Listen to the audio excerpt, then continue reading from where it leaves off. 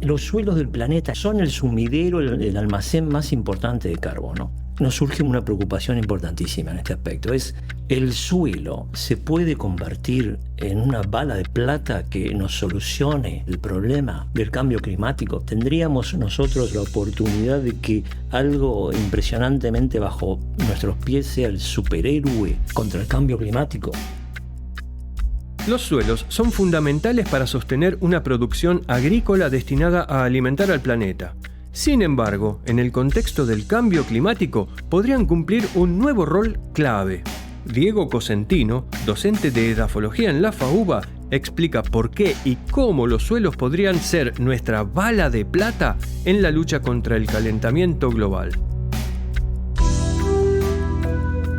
Acá empieza y ya es mañana. Visiones del ambiente y la agronomía.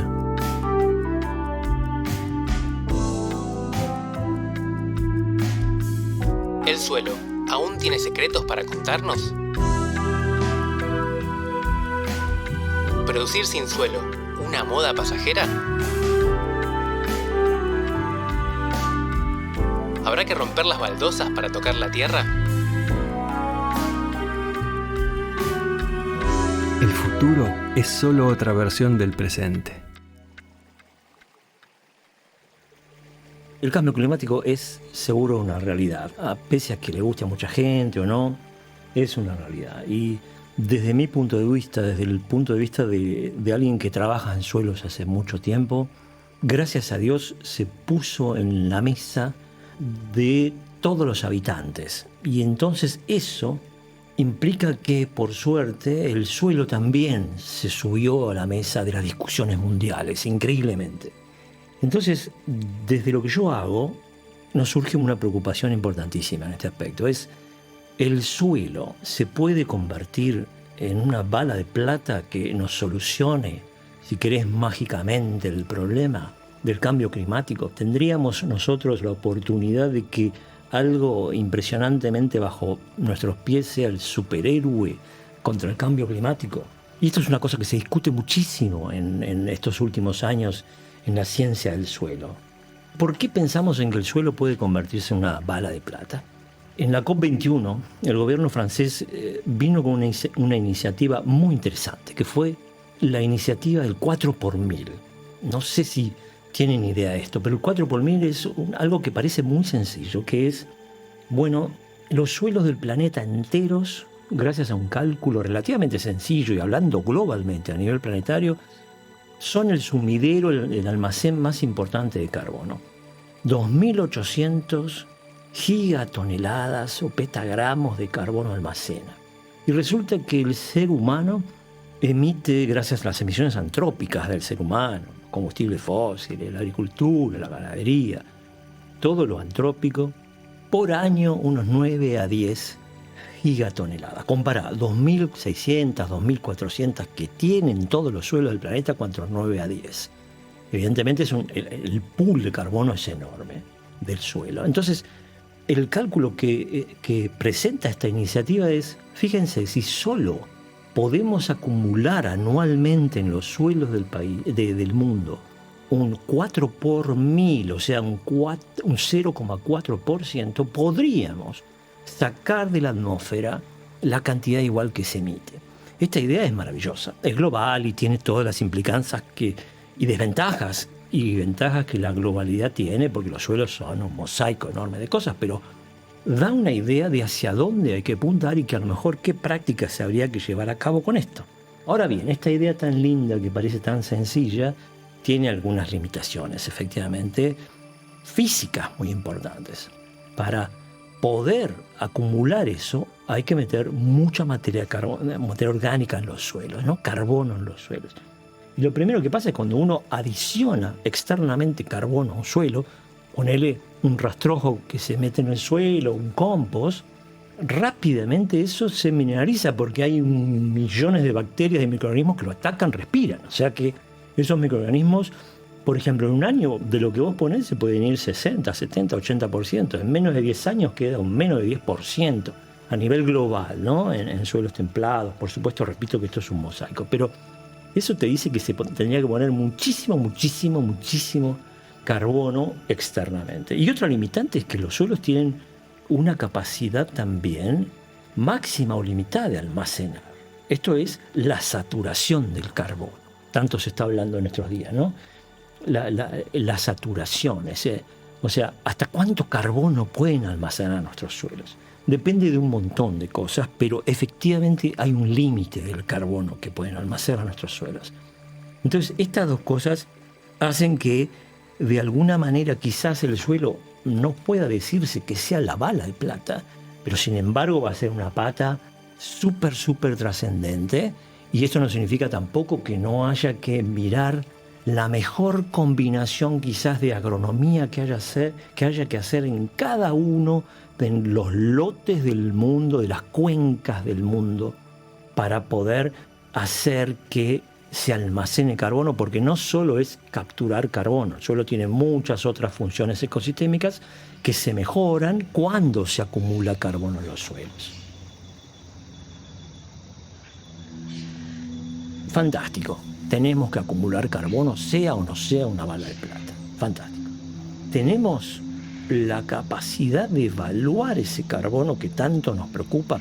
Hablo de carbono, pero en realidad están implicadas también muchas otras propiedades del suelo, ¿no? Pero tomando el carbono como ejemplo, tenemos la capacidad de evaluar el carbono y tenemos la capacidad de evaluar no solo el carbono general del suelo, sino las fracciones de carbono, dónde se encuentra, hasta qué profundidad. Tenemos la capacidad de evaluar permanentemente, o sea, la dinámica del carbono. Bueno, ese es un tema que a mí me apasiona muchísimo y por ello formo parte de un programa que creamos en el 2010 con otras instituciones, el INTA, el INTI, el Ministerio de Agricultura en ese momento, la Secretaría y la Asociación Argentina de Ciencia del Suelo. Creamos un programa que se llama PROINSA, que es lo que hace es evaluar a los laboratorios argentinos, o sea, es lo que se llama un interlaboratorio. Uno reparte muestras y los laboratorios libremente participan de esa ronda, o hay más de 120 laboratorios, dan sus resultados de esa muestra y uno compara cómo le fue a los laboratorios. Entonces, increíblemente, estoy escribiendo un paper de esto, pero si uno toma algunos analitos, que son las propiedades, o los análisis que hicieron los laboratorios, por ejemplo, el azufre o el sulfato, más vale, el promedio de las variaciones entre los laboratorios fue, o sea, el coeficiente de variación fue cerca del 70%. O sea, ¿de qué me sirve medir este analito, pese a que con él voy a tomar decisiones de compra o de fertilizantes, cantidades, voy a gastar millones de pesos en eso, si las variaciones entre los laboratorios argentinos son del 70% para el azufre? O sea, esto no es así con todos los analitos. Estoy dando el extremo. En carbono, por ejemplo, que es el que más nos preocupa en este momento, estamos cerca del 13%.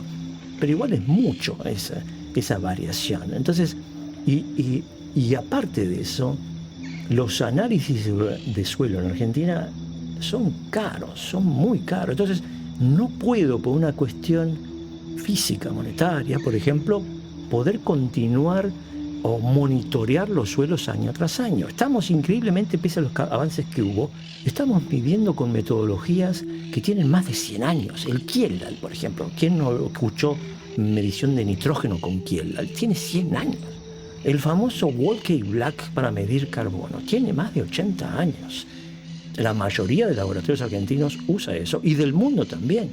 Y son técnicas, ¿por qué se usan? Porque son más baratas, pese a que usan, por ejemplo, contaminantes como el cromo, etcétera, pero son mucho más baratas. Nuestra preocupación científica, mi preocupación científica también, es mejorar estas mediciones, hacerlas más baratas, y ya estamos trabajando en eso. Para mí, un hito importantísimo que ha traído el cambio global es, como decía al principio, poner al suelo arriba de la mesa. ¿Qué significó esto? Que por suerte se creó, que antes no existía, hace pocos años, el 2015, se instauró el Día Mundial del Suelo. Esto parece una tontería a nivel conceptual en las implicancias, pero sin embargo es retrascendente, no porque sea el Día Mundial del Suelo, sino porque se empezaron a acordar mundialmente un montón de cosas. 5 pilares se habla, ¿no? En esta alianza mundial, que salió de la FAO, ¿no? El brazo de las Naciones Unidas. Y una de las cosas en las cuales se empezó a acordar políticas en todo el mundo son los protocolos para medir los analitos del suelo. Entonces es la primera vez, todavía está trabajando, pero es la primera vez que se empezaron a reunir hace poco químicos o agrónomos dedicados a los análisis y ponerse de acuerdo cómo tenemos que medir esto, en qué países, en qué regiones, de qué manera. Y eso está bajando en nuestro país, pese a que somos muy jóvenes, si querés, en buscar protocolos para esto. Y eso para mí, repito, son muchas otras cosas en las que el mundo se está poniendo de acuerdo. Eso para mí es una novedad trascendental, porque no podríamos de otra manera afinar el lápiz en cuanto a saber si estamos midiendo bien, qué evolución tiene el carbono, etcétera, etcétera. Desde un punto de vista científico, a mí me encantaría encontrarme dentro de algunos años dando una charla que sea, por ejemplo, que informe o que pueda presentar un mapa del carbono de toda nuestra Argentina, pero a nivel de más detalle, o sea, a nivel de cuenca. No hay mapas ahora de carbono, por suerte, es otra iniciativa de esta Alianza Mundial del Suelo, pero son groseros, ¿no? Eso sería un avance terrible. O presentar una charla donde digamos, nos hemos puesto de acuerdo en los protocolos, en de qué manera medir de una manera eficiente, saludable, sin impacto negativo para el ambiente, analitos claves como ser el carbono, el fósforo, etc. Por eso, el título de la charla que me gustaría dar sería, por ejemplo, la capacidad de los suelos argentinos para almacenar carbono a nivel de microcuencas.